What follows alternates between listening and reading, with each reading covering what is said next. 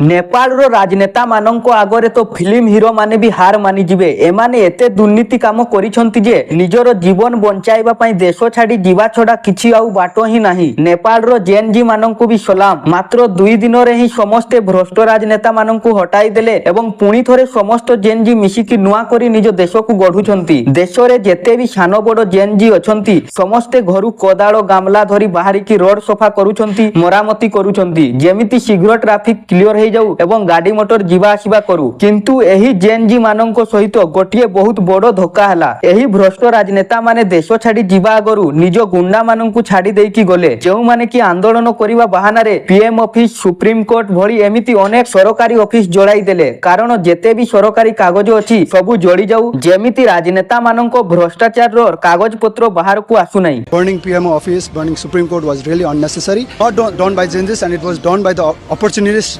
who they want to burn their corruption file which is placed there. जेएनजी मानक चिंता करिवार ही नाही, किछि पाइबा पई किछि हराइबा को पड़े। एबे देश को दुर्नीति मुक्त करी नुआ करी देश को गढ़िबा देशर युवा पीढ़ी हाथ रे।